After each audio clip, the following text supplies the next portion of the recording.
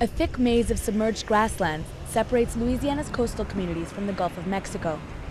These marshes protect New Orleans from hurricanes, and the area produces a third of the seafood and energy consumed in the United States. The marshes also sat directly in the path of the world's biggest offshore oil spill until the ruptured well was capped in mid-July. But the assault on the wetlands began long before the spill, and the fight to protect them is far from over. All of this will be dead. All this will be water. The greatest land loss on the planet is happening here in South Louisiana. An area roughly the size of Manhattan disappears from the coastline every year. Rapid erosion began in the 1930s, after the levees were first built to protect New Orleans from flooding. Those barriers cut the wetlands off from the Mississippi River, stopping the flow of fresh water and sediment that the marshes need to survive. Rising sea levels and climate change have also taken a toll, as have the canals and energy pipelines that crisscross the area.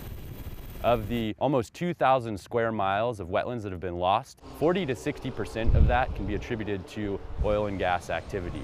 And then the BP oil disaster just really came as a very acute and visible effect. The oil giant has committed $20 billion to compensating local residents and businesses, and President Obama has pledged to stand by the Gulf throughout the cleanup. People committed for years to wetland restoration, so the silver lining to the catastrophe has been the media attention and money focused on their cause. The BP spill puts an exclamation mark on the problem that we have with the unhealthy coastline.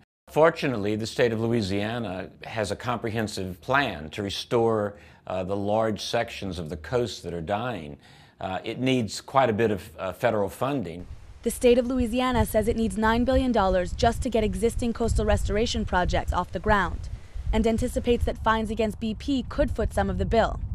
But estimates put the cost of repairing damage done since the 1930s at 10 times that amount.